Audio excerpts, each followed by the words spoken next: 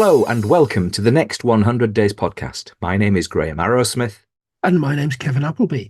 Graham, we've got a guest today who's never been on podcast before. No, you'd think he'd be quite fearful about it, but I don't think he will be, because he's kind of got a lot of, he's figured out how to overcome fear in lots of different situations. We're absolutely delighted to have Mark Franklin with us today. Mark, welcome to the Next 100 Days podcast. Thank you both so much for inviting me on. It's a real pleasure. Well, you are based, aren't you, a bit south of Oxford, so it's a lovely part of the world.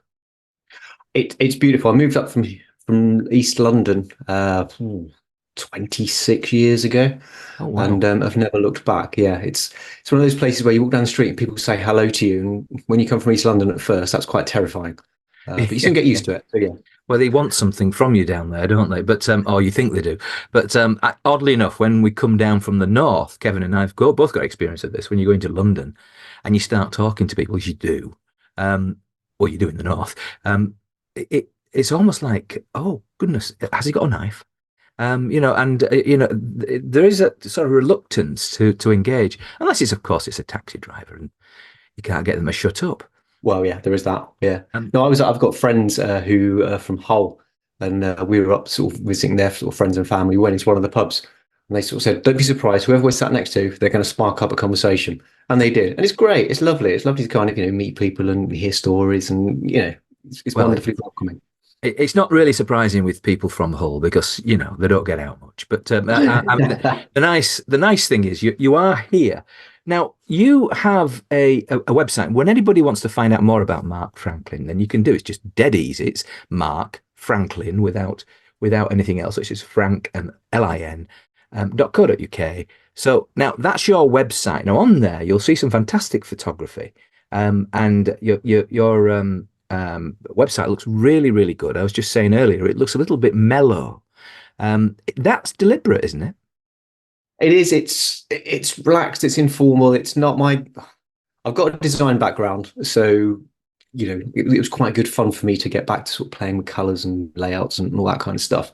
Yeah. But yeah, it's everything that I kind of talk about and work on. It is very gentle. It's kind of asking people questions about who they are, what's important to them, and so on. So hopefully I've kind of created an environment where they feel safe and sort of in a position where they're ready to open up and kind of share their story.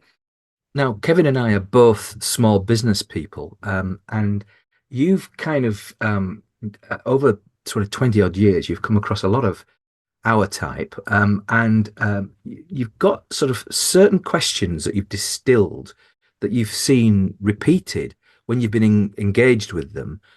These sort of questions have come up regularly, and you've kind of crafted answers to them. So, or hopefully support that people can get over these particular questions.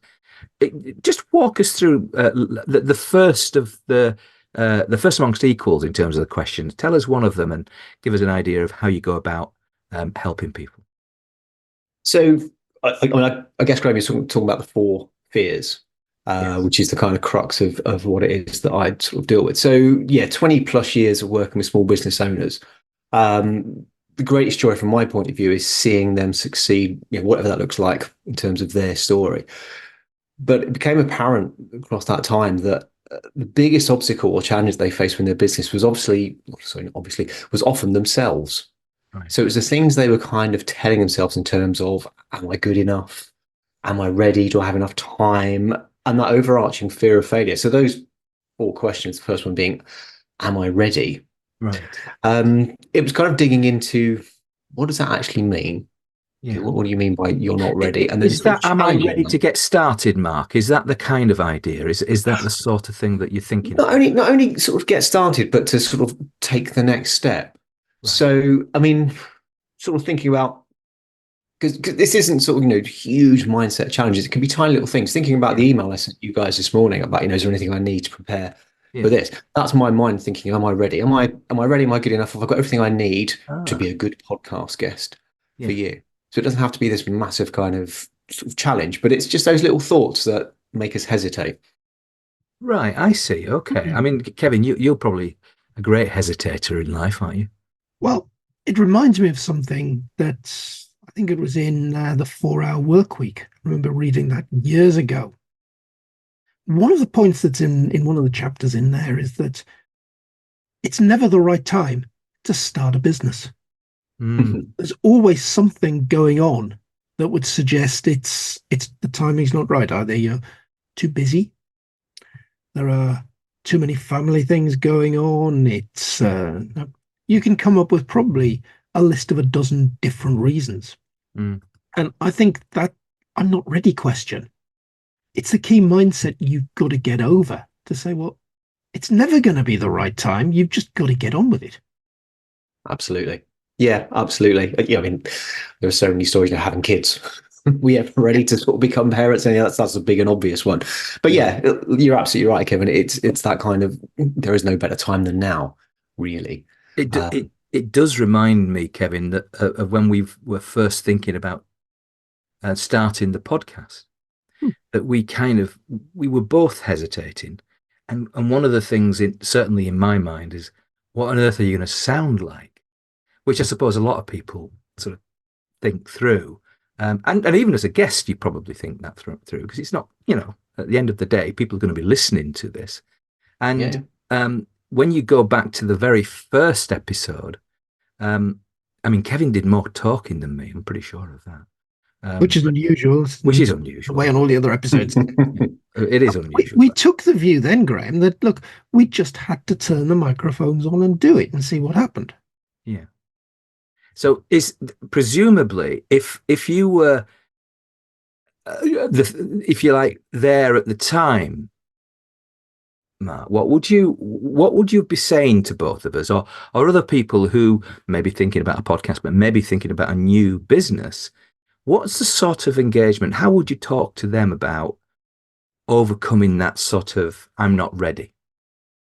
Sure. I mean, I think sort of the real key sort of element or ingredient here is sort of inviting that person to really think about what it is about their business idea, this journey they want to go on, that's so important to them and so exciting that they're prepared to take the action to make it happen.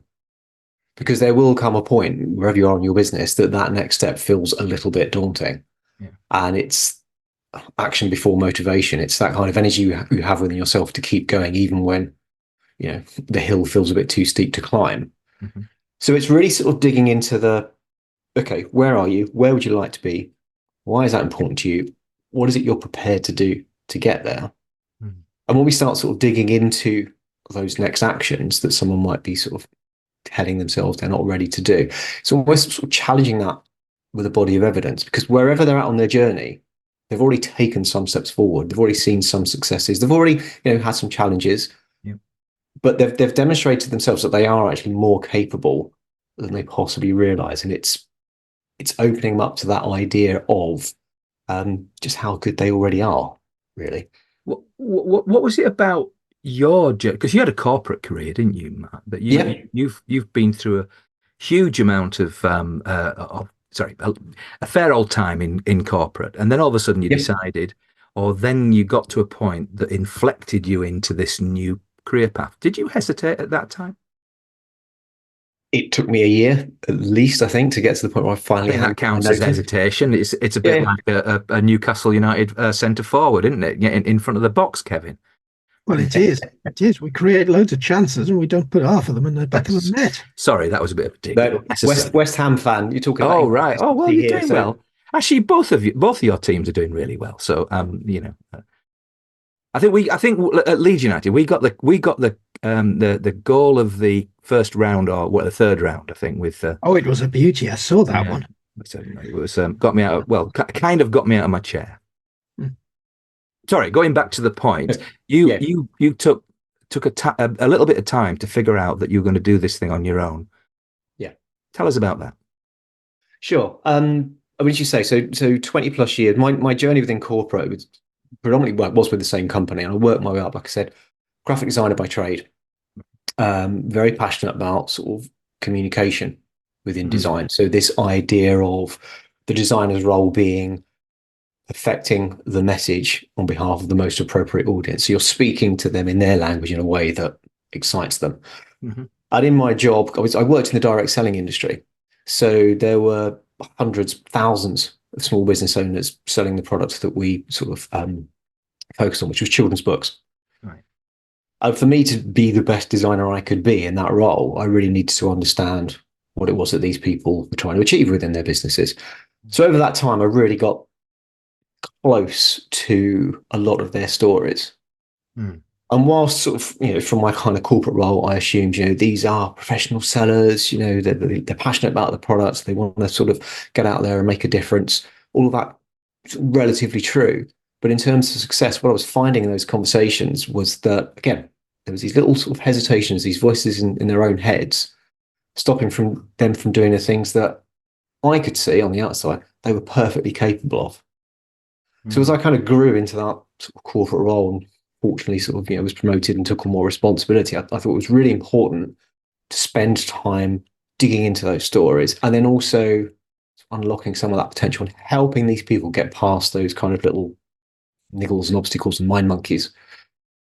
And I mean, it's been a crazy, couple of years for everybody when you think about everything that's kind of turned the world upside down. It turned my world upside down.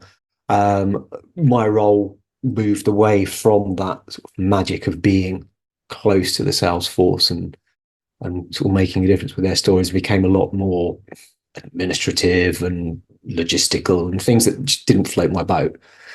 And I was thinking, how can I get back to a place where I can continue to help people?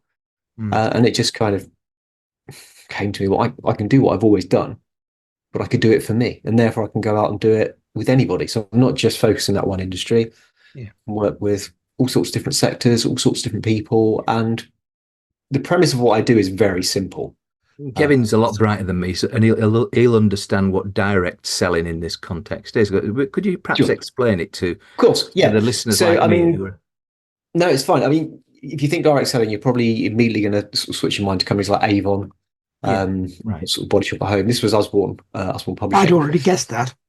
Yeah, and it is essentially you have a network of self-employed business owners who sell your products and earn commission on that. Right. And the products are books, you say? So for Usborne, it was children's books, yeah. Right. But there are all sorts of sort of regulated companies in the UK who do all sorts of different products. Being self-employed, they're essentially volunteers. So they can turn up and work whenever they want, however they want. The whole sort of premise for them is it fits around the rest of their lives. And of course, on the corporate side, you want them to do a little bit more today than they were planning to. Right. And for me, the magic there was, again, unlocking their story and their, not discretionary effort, but the thing that really excited and drove them and their story in a way that got them the results that they were kind of striving for. Oh, I see. Okay. I mean, first of all, you're helping people. You're helping them make that, presumably, a little bit of extra money. But were a lot of these people, housewives, etc., were they kind of doing it to supplement a household income, or is it the main thing? So it's kind of two things there. So within Usborne, particularly, yes, it was a lot. It was 98, 99% women. Again, there's that affinity with the product, home education, children, rightly or wrongly, but it does tend rightly. I mean, on the mums. Sure. So yeah, there was that element of supplementing sort of the household income. Yeah. I would sort of challenge whether I was helping them only in the sense of kind of coming back to the core of it's them helping themselves, but it's us kind of creating that environment in which they can thrive and flourish. Again, coming back to what I do now, it is a bit like you were saying, the sort of the warm, soft, sort of gentle colours. It's unlocking or creating an environment, an irresistible environment, I like to call it, where somebody can be the best they can be. And that's what we were trying to do. And that's what I continue to do. It's giving someone permission to dial down reasons why they can't do something and get excited about the potential of what they can do. I don't mean to be too direct here, but I think one of your strengths, and you've obviously built this up over some time, and I really do mean it's a strength, is your ability. If anybody listening to this, just listen to the way in which Mark's tone is. It's really quite gentle. To use that word we used earlier, it's fairly mellow, fairly laid back, And actually, you know, I'm becoming more and more aware that that's actually so important when you're in a sales situation because it becomes more authoritative. And so, and especially with that type of market. And Kevin? Oh yeah, and I think you're talking to people in this context that are essentially going to a sales role that perhaps have never sold anything before. So there's a natural question there that there's an interest. You know, they've probably seen some friends doing something similar, but is it for me? Am I ready to do it? Yeah. I think question two is a really interesting one then from that perspective. Never sold anything before. A logical question. I'm not good enough. Mm. Yeah, Absolute yeah. logical question. And it's, I mean, again, it kind of it's beyond, you know, the world of direct selling or any kind of selling. It, you know, it pervades our entire lives, I think, in many ways. That kind of looking sideways, the imposter syndrome, that I can't possibly do this because I'm not as good as that person over there. Yeah. We are our biggest critics, and we often say things to ourselves that we wouldn't dream of saying, you know, to anybody else. Yeah. And I think that's a good question, important question to ask, because again, challenging that with a body of evidence and reflecting all those times where you were good enough, where you did do something that you can be proud of, where you surprised yourself. Um, you know, I think that's important. Coming back to the mums at Osborne, I don't mean that in any way kind of disrespectfully, Nope. but one of the big reasons that they sort of started with that kind of opportunity often was to build something of their own that they could be proud of. So it wasn't necessarily financially driven. You're absolutely right, Kevin. A lot of them were not salespeople at all. And the idea of selling made them feel a little bit kind of sort of icky or uncomfortable. But to actually have something that was theirs, that they built up on their terms. And I mean, there's one story that I've told many times, a lovely lady who said the thing that she was most proud of in her business was at the end of the week, she had 20 quid left in her purse that she could buy the family, you know, fish and chips. That was her money. It wasn't coming out of the joint. It wasn't something that had to set aside, you know, to pay the electricity or gas bill. That was what she had felt demonstrated that she was becoming good enough at what it was she did. It's a lovely story. It's really important that she actually spent the money on fish and chips, I think, because it's Well, absolutely, yeah. Anything else would have been, you know, disappointing. no, But well, I've got to say we've cut that out for a little while. I don't know about you, Kevin, but it's eating into my fabric, I think. Anyway, by and by, but what you, I mean, I'm not good enough is it's, and I think that's a really good point about that particular market. But I think that my point about your style comes across, and if you're helping somebody with their fear, the way in which you communicate and your tone with them will be, I would say, 7/10 of actually helping them accept what you're saying. Now, if you raise the octave a few times and imagine that you're at West Ham and screaming at the ref, happens a lot. Yep. and you were delivering your message in that manner, it wouldn't be taken on by, I would say 95% of those ladies. Yeah, that's absolutely would fair. you say that's not the case? No, I think it's absolutely fair. And one of the things that I've sort of learned over sort of all that time is coming back to sort of the fears themselves. We're not trying to move past the fears or dispel them or, you know, dismiss them, because, as I say, we all have them. They're a part of our lives, and in some time, you know, some ways they serve us well. So it's more about accepting, embracing, and then using them in some way to help us move forward. Because there's nothing wrong with kind of having that little self check of, am I ready? Am I good enough? You know, how am I setting aside the right amount of time for what it is I want to achieve? Yeah. But rather than, because I think there can be a danger of, you know, some of these can run very deeply. And again, I mean, I'm not a trained therapist, so I have no sort of, you know, pretense around that. But when you get into some of these conversations, those fears can come from very sort of deep personal emotional places. So to dismiss them or raise your voice, as you say, and sort of get into, there's an awful thing, you know, it's on the internet a lot, which really frustrates me, that JFDI. Oh, right. Yes. Yeah, which I won't spell out, but No. I always say Jedi, JEDI, which is effing. Yeah. You know, I don't like that, because trying to force somebody past something that's obviously clearly emotionally important to them, I think, is the wrong way. Let's kind of dig in and discuss, and then kind of unpick, and just Yeah. break it down in smaller, manageable chunks, so that it It's is less of an obstacle. it's kind of therapy, though, I guess, up to a point, because you're looking. I think you mentioned this idea of a body of work in their own lives that you're almost Yeah. like bringing out to say, to counter that thing, I'm not good enough. Mm. So you're saying, look, there's plenty of evidence that you are good enough. I mean, heck, if they're running a family and so that's a job in itself. But Yeah, but that said, there are probably other things in their life that they've achieved as well. absolutely. Yeah. And it's all about reminding them, or putting back in front of them, um, the things they are fantastic at. We've all got wonderful strengths. We've all got things that we should celebrate. Again, thinking around your circle of friends and the people in your lives, I'm sure they would say wonderful things about you in certain sort of circumstances, or say, Kevin's the person I go to for this. Graham's, I absolutely love Graham because dot dot dot dot dot. Um, but we don't often say that to ourselves. No. So if there was a way to kind of put in front of us a little, almost like a cheat sheet that says, hey, don't forget that today you're really good at, or you've got this call coming up, reflect on the fact that dot dot dot.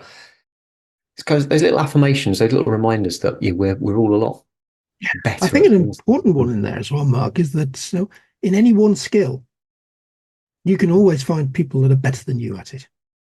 Yeah, yeah, And yeah, but absolutely. you've got more than one skill. You've got half a dozen things.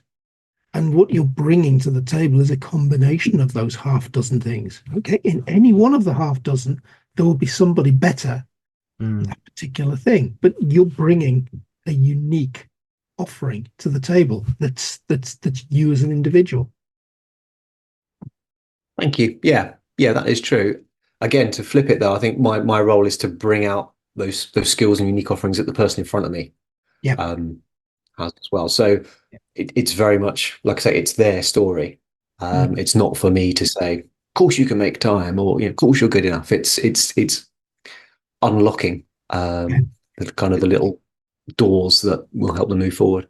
So you've got these red lights, and you've Yep. got the I'm not ready to green, and you've got the I'm not really good enough to green, or maybe an amber. Um, then you've got this thing that says I don't have time.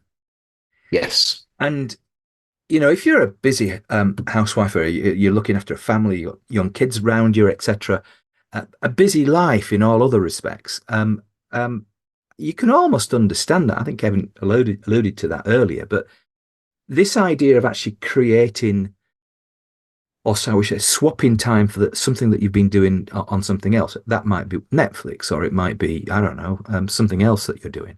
How do you address that with your particular audiences? So again, this really comes back to that core why of their business. What is it you want to do, and why is it so important to you that you are prepared to take action?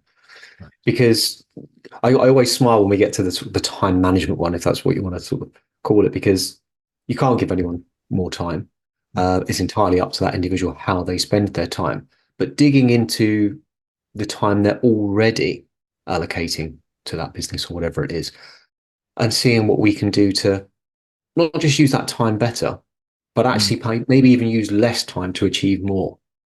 So there are various things. I mean, there's sort of a little service that I offer, which we call the 20-point challenge, which very simply is it's a diary challenge. It's taking a week to look at what you do in your business right now, Mhm. and also reflect on some of the things you don't do.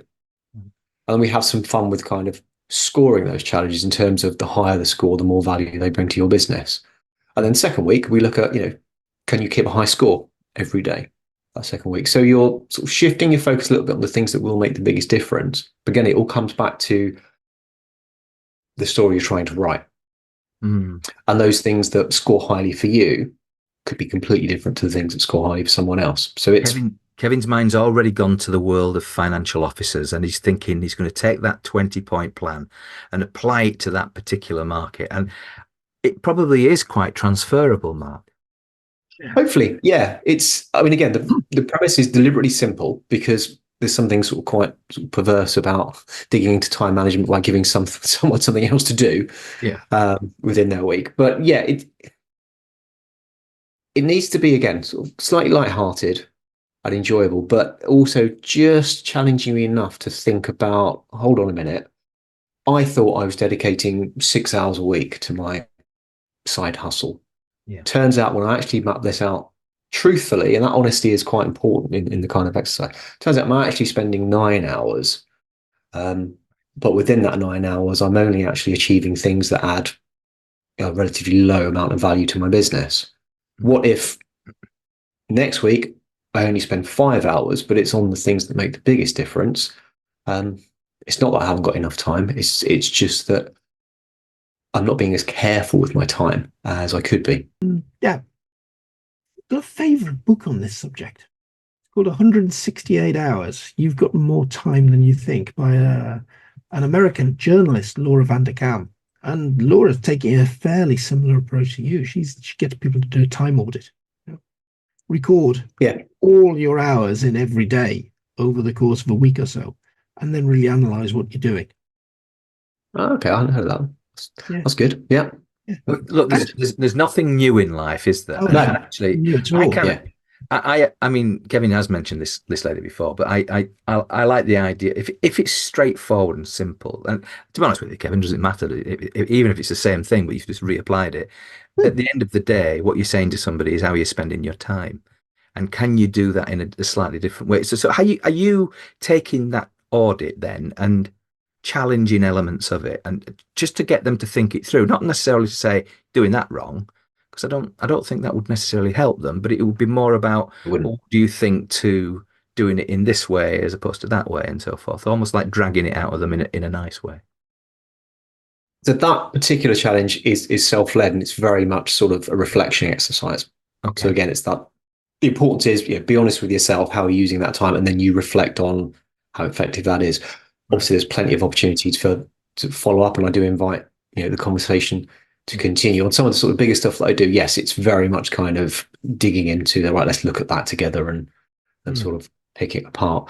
But yeah, it's not about the simplicity of you're using your time in the wrong way, because as you say, there's thousands of books written on it. There's loads of stuff online. There's all sorts of programs and platforms that help us manage our time effectively.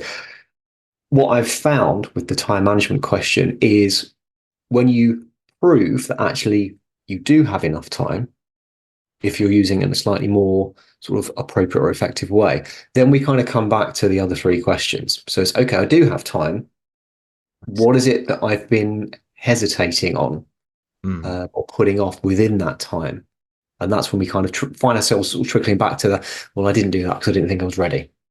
I didn't pick up that phone because when I speak to that person, they're not going to think I'm the right person to support them in blah blah blah blah blah.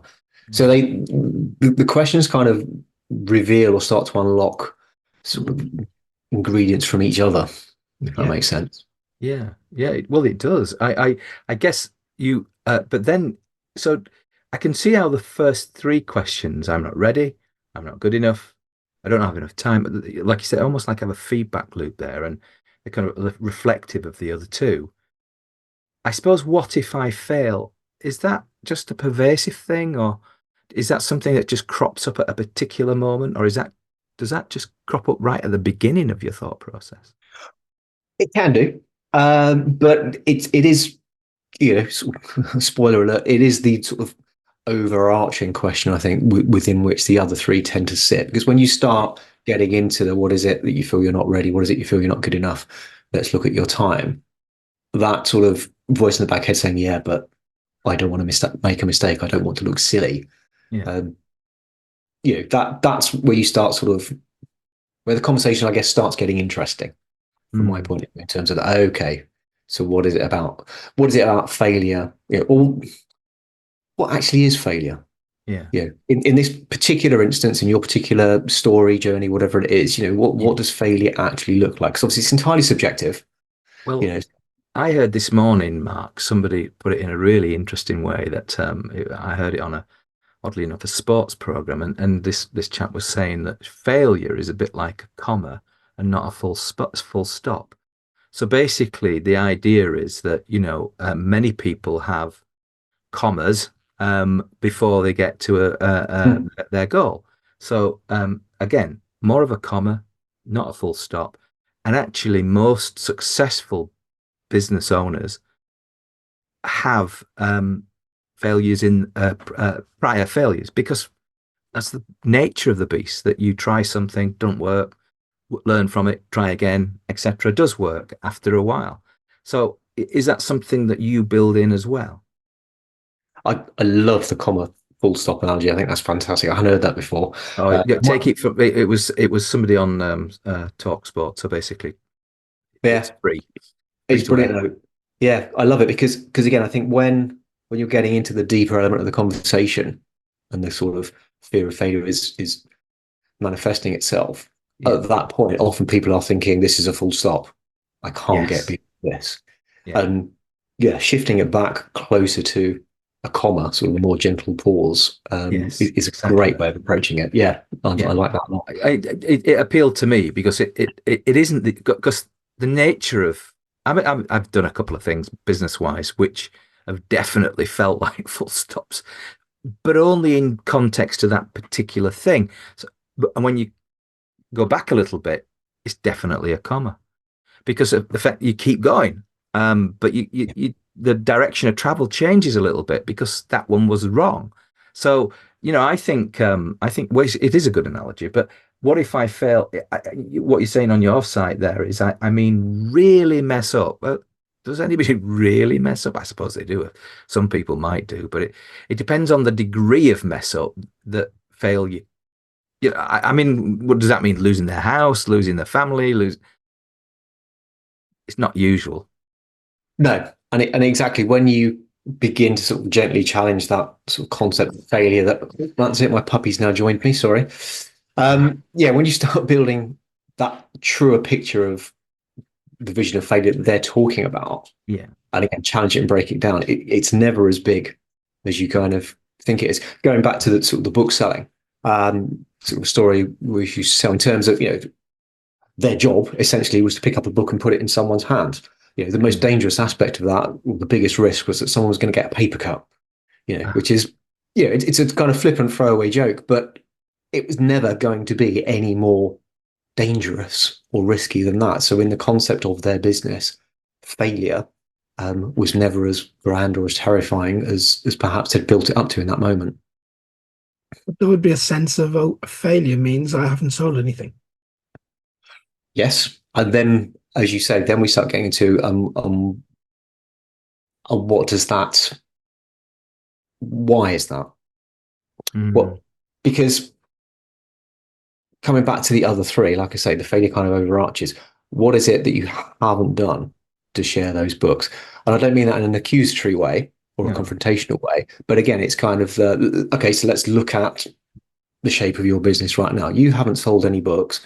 Mm. What have you done to get the books out there? What conversations have you had? Who have you spoken to? How have you promoted yourself? You start sort of digging into the business, and that's when this is kind of the theme that's run through the last sort of 20 years of my life. That's when you get into I didn't make that phone call. I didn't phone the school because I wasn't ready. I didn't want to have that meeting with the teacher because I don't have the knowledge around the curriculum.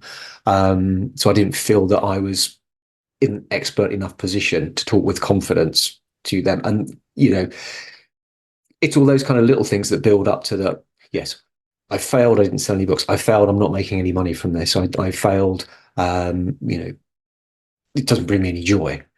Mm.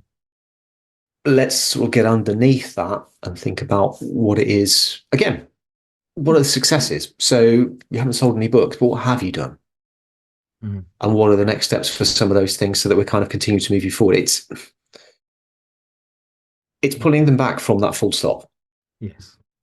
No, and such an important thing to do because who in their own lives, who else would give them that sense that it's a comma rather than a full stop? And it's much more likely that the people around them, their immediate people around them are probably likely to say, "Oh, you were a fool for doing that anyway.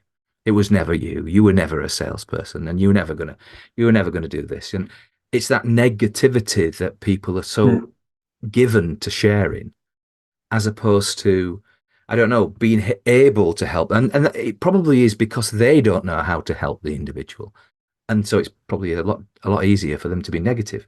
But is that been your experience as well, that you are almost like a voice in the wilderness, that the lots of other people around them are saying negative things, which is almost like making them think they're going to fail?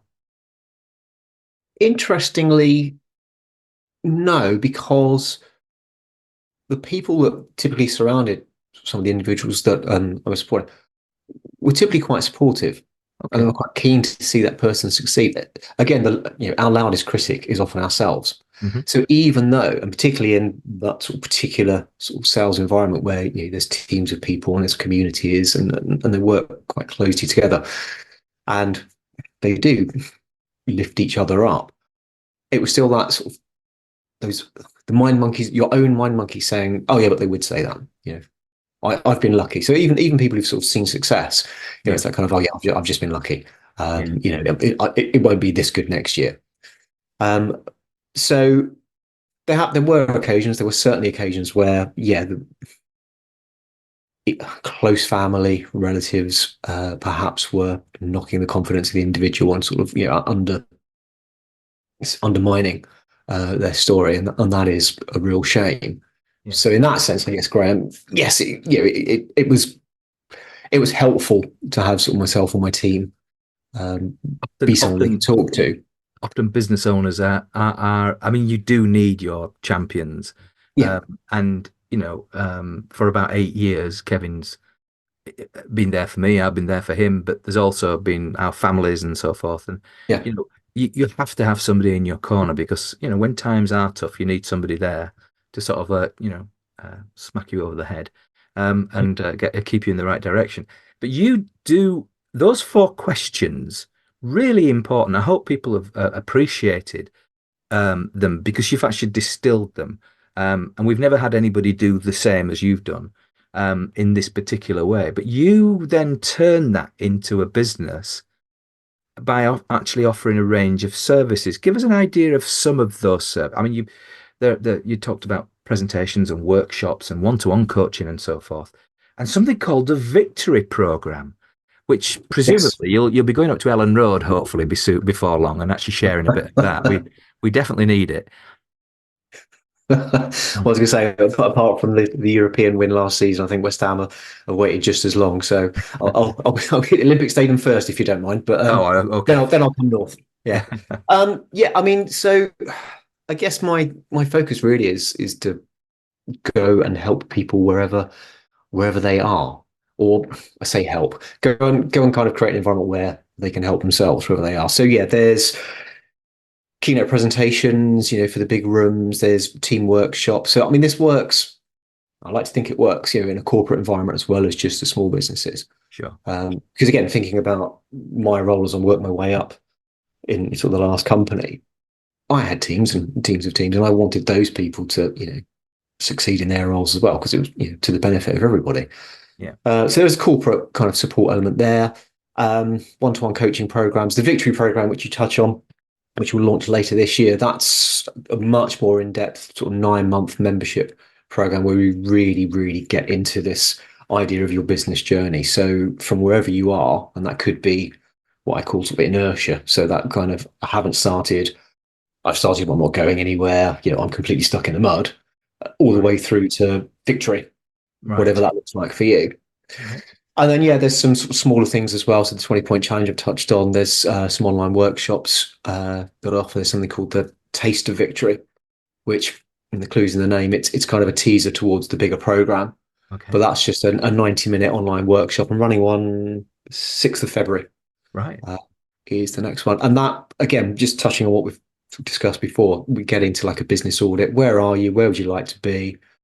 What are you prepared to do in order to get that? We do a bit of the sort of diary challenge. Right. And again, unlock some of those doors. So when you have one of these um, events, Mark, how do you get people to attend? How do they know about you? Um, so I mean, my business is actually very new. So I Yeah. only stepped away from the corporate role start of May Okay. last year. So obviously, I'm sort of I've got a lot of connections in the direct selling industry, but I'm very keen to kind of Hmm. share my story and share other people's stories through social media. So LinkedIn Yeah. and Instagram are my kind of two preferred channels. Yeah. And much like the website, it's Mark Franklin. I think it's markfranklin.uk on Instagram and just Mark Franklin UK on LinkedIn. I'm just reminding myself of the Okay. handles. We'll put Yeah, the links in the show notes thank because you. anybody listening to this, they'll want to get to you at some stage. Yeah. Um, and I okay, so Instagram, that's probably quite smart, isn't it? Because I wouldn't your a lot of your demographic be residing there. It's what I'm finding. Yeah, I mean, as I say, Instagram and LinkedIn are my sort of preferred platforms. A, I'll be honest, I'm not really a fan of social media because No. there's a lot of noise there. So Yeah. hopefully those are two platforms where I can add a bit of value. You're absolutely right, Graham. Yeah, in terms of sort of the small business owner, those two platforms lend themselves very well to sort of being able to amplify your voice, share what it is you do, create communities, have conversations. Yeah. Yeah, so I'm hoping to sort of join in lots of conversations and yeah, sort of spread the word really.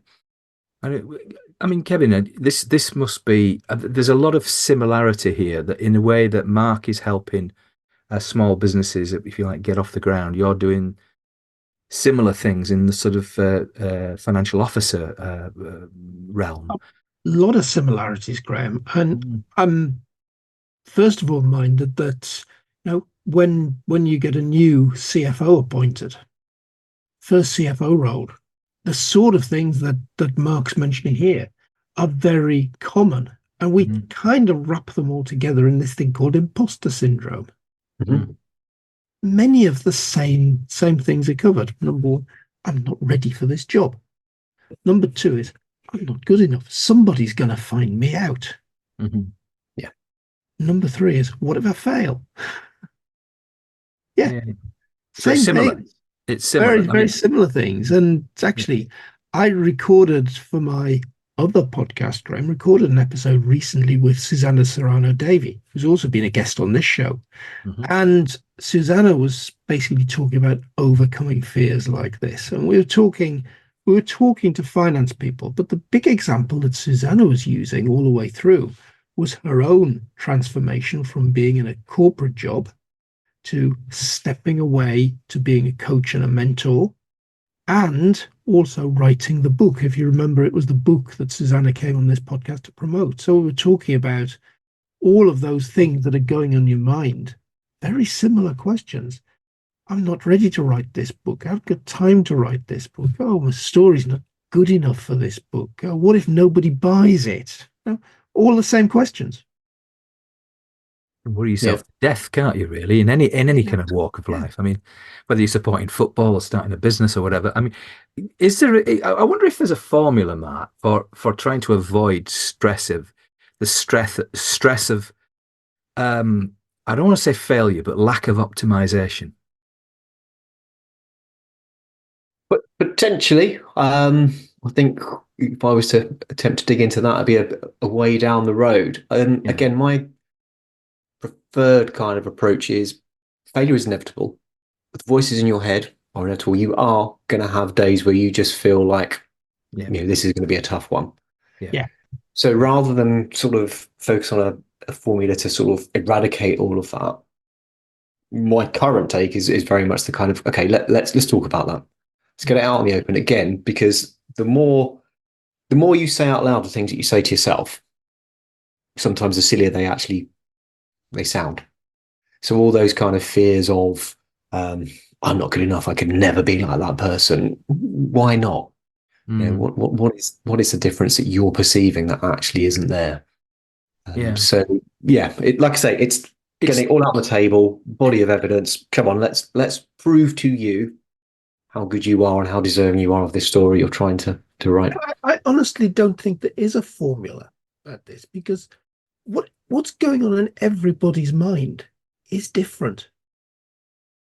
we might find the same common four themes that we've just been talking about, but the reasons behind each one are going to be different for every individual. And this is all about mindset change. That I don't think there's a formula to mindset change at all. A disposition, maybe, Kevin, is the point I was kind of getting towards, rather than I probably misspoke in the sense of formula, but if you have a positive disposition, then something negative comes along, you're shaving the bottom third off. It is the point, is that, look, hey, I was kind of expecting that. It's a bloody comma. Let's move on.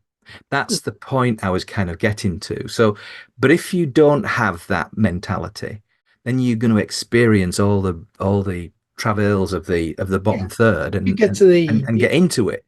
So, and it might well become that full stop. And I think that's the generality of the point. That is there something that we as you, Mark, as the guy, the four fears guy, is there something you could it's almost like bringing everything together almost to have that. You said that in with your everything together thing. This is later on in this year. What do you call it? The victory program. Yeah, victory program. In a sense, that is the solution, is it not? I guess to sort of getting my head around that, Graham, I guess if there is a formula, it comes from building your resilience or habits. So, humans were creatures of habit. And if our sort of habit or default kind of position is one of slight negativity, we're expecting the worst, we're putting ourselves down, then if there's a way that we can kind of break that habit or, become more comfortable with regular affirmation around the fact that actually, I have done good things. I am good enough. I've proved many times that I'm ready. I've got my working week organized in a way that means I am capable and I enjoy doing the things I need to do. Then that probably does build, the resilience, the kind of the familiarity with doing the right things over worrying about the small things. I suppose it's a bit. This might be oversimplifying. It's a bit like going to the gym. No one really wants to go to the gym, but kind of the more you go, the easier it gets to walk through the door the next day. Yeah. And it's that really. Yeah. Yeah. I wish I was clever enough to say, well, that's what I was meaning all along. But at the end of the day, it's a really good way of. We believe you. We believe that that's what you were going to say all along. Well, you led me there, Graham. It's fine. Well, you see, that's the point, isn't it? It's I left the sort of breadcrumb trail. You did. But you've been an absolutely first class guest. Given that this is your very first podcast, it will not be your last, because you've got so much to share to the world. And all I say, Mark Franklin, is thank you for being a guest on the next 100 Days podcast.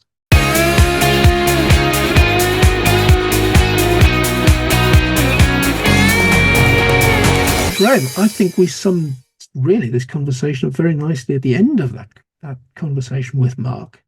That this applies in so many circumstances for basic fears.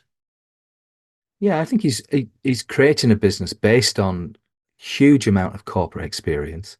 He has a particular style that I really do like, and it works really well with his audience and the type of people who he's going to help.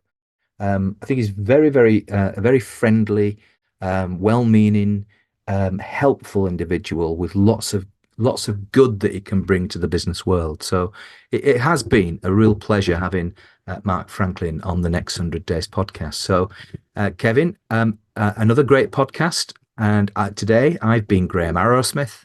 I've been Kevin Appleby, for the first time in 2024 actually recording. Goodbye. Goodbye.